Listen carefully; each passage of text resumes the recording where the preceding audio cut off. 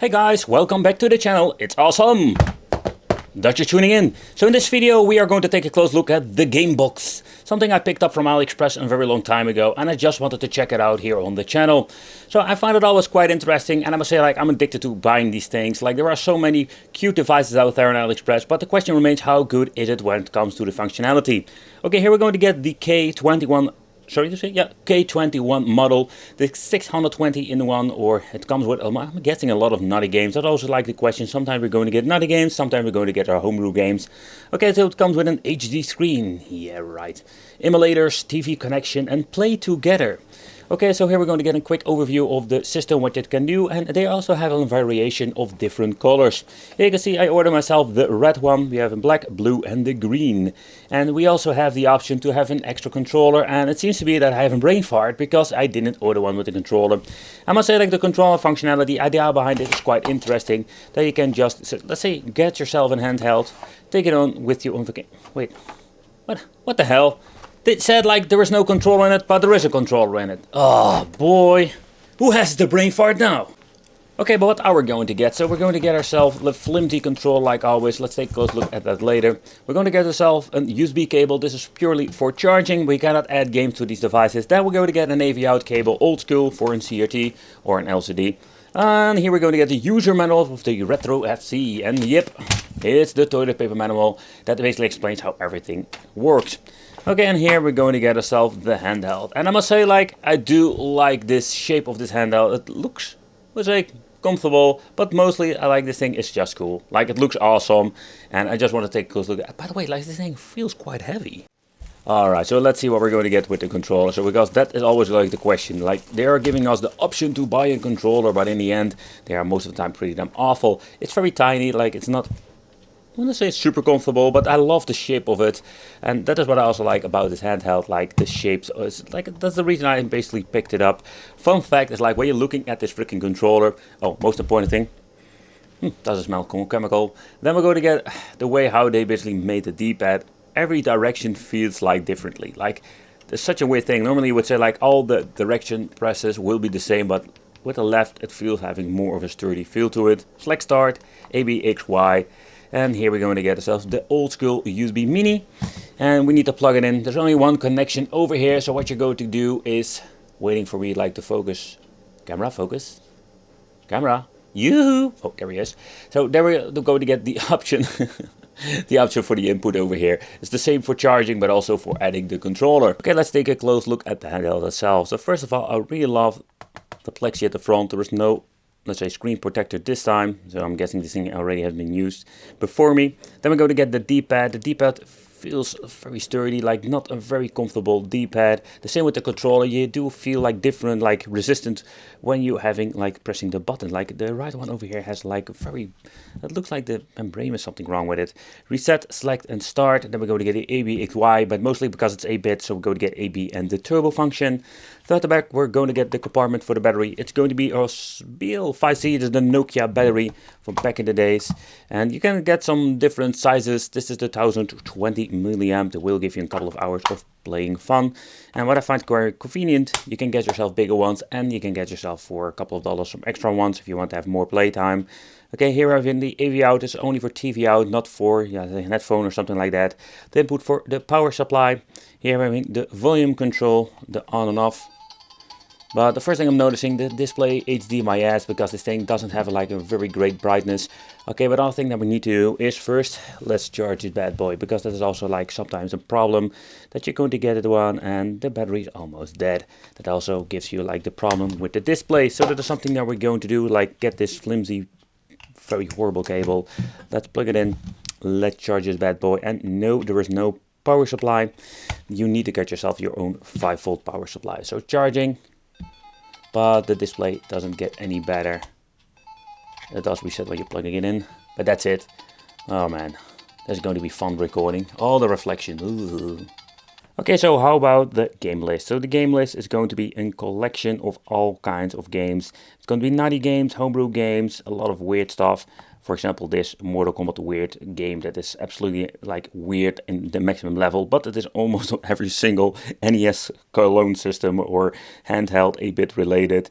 But what you're going to get here, you can see like a lot of weird names, and I noticed a lot of double games. So they are like being naughty to the maximum level again, like being like in the 90s that you're giving like the 1001, but you're actually going to get like 10 different games. So that is the stuff they're always doing. They still keep doing it, and that's something we think we just need to live with. But when you're scrolling, let's scroll a little bit faster through the list here. You can see like a lot of weird names. Crystal Ball, I've seen a couple of them. Yep, there are a lot of double games. So that's just a fact. I think the first couple of pages will be like, say, the games they're actually going to get, but then we're going to get ourselves the double games and the crappy ones. Alright, so let's take a closer look at this weird game.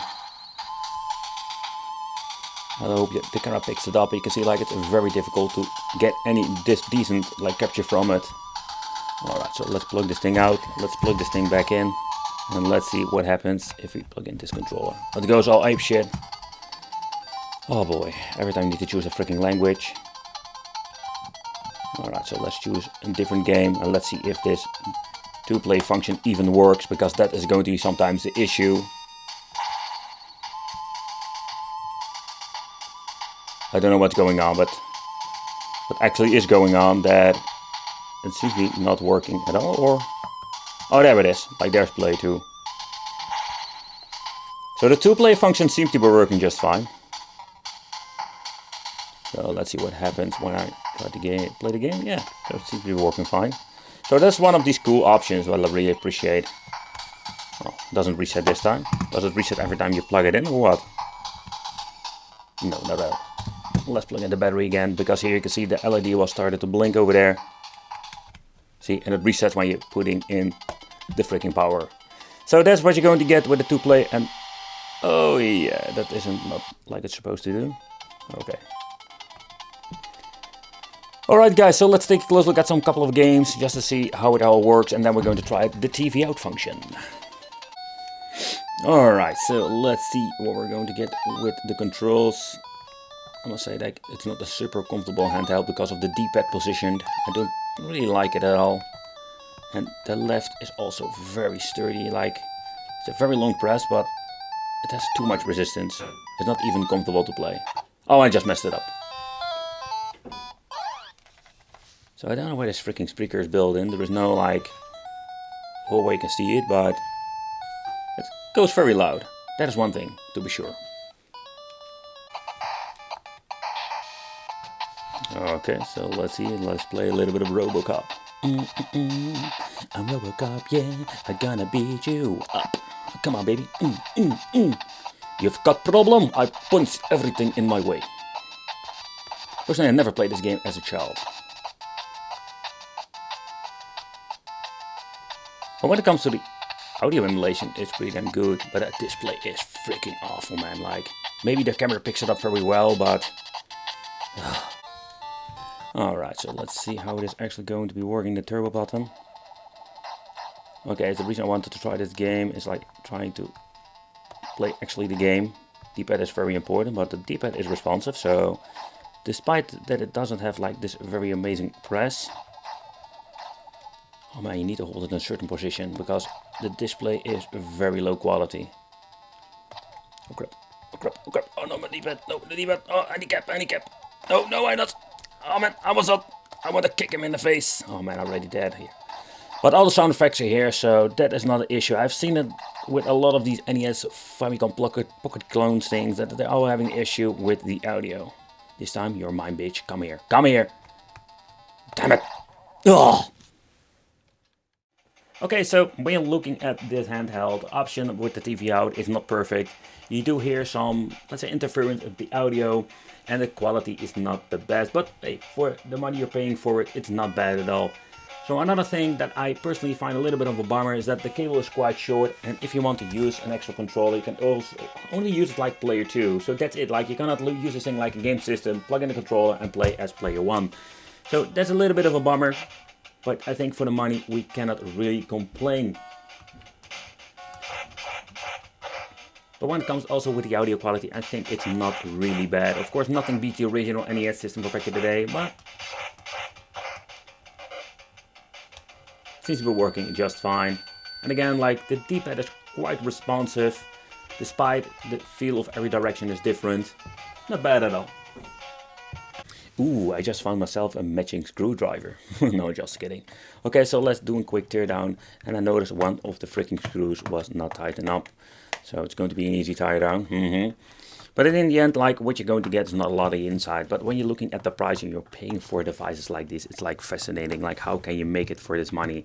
And yeah, I've looked at like say some familiar handhelds here from local stores. They were selling it like with a lot of homebrew games on it. When you're looking at those, you're paying almost the same money or sometimes a little bit more than AliExpress. But the other thing that I personally really love about those is that you're going to get like better quality displays. But mostly you're not going to get audio out or in TV out functions. Quite weird if you ask me.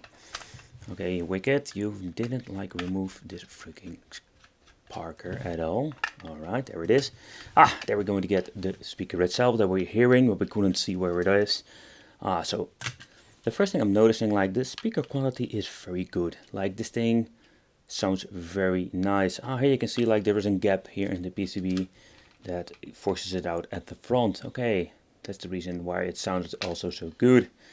Okay, quite interesting construction if you ask me. So let's remove the final Parker over here.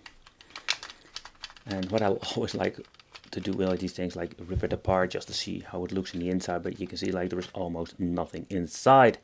So that's it. Like the first thing I'm noticing is like when you're going to see this big gigantic membrane, that I've never seen it before like this. Normally we're going to get separate membranes for like select start, but they just use this cheap flimsy one. Don't know why it feels so horrible sometimes. Let's see what we can find over here. No, they still have the same basically membrane press buttons over here, so there's nothing like of a difference. So that's kind of weird if you ask me. Maybe it's just because they're so bad quality. Here we're going to get the display itself. So if this gets broken, you can find a replacement part. If you can find a replacement, you can basically like get yourself a different one. And here we're going to get ourselves the NES on a chip. And of course the black blob. There is still a scrub. Parker, go away.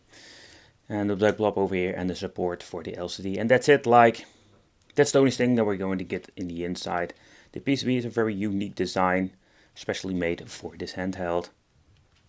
So that's what we're going to get with the Gamebox K21. I must say that when you're looking at this handheld, the shape, the form factor, I personally really love it. The little bit of a bummer is like the display is pretty damn awful. It looks like they put the brightness on like 20%. It's freaking awful. Yeah, the controls, like it's a fun, comfortable controller. But when you're looking at, let's say, the way how it plays, it's not the best. Another thing I have the issue with mine. So you can see like, you're going to get this white screen all the freaking time. I have no idea what's going on. And yeah, like that's what you're going to get with these really cheap handhelds. You're going to get sometimes some issues. I must say like some of the ones I've reviewed were not super bad. But yeah, the audio quality is not also bad because I have noticed like all the sound effects are here so far I can hear. Well, thank you for watching. Consider subscribing. Let me know in the comments what you think of this. Hit the little bell and I will see you in the next video.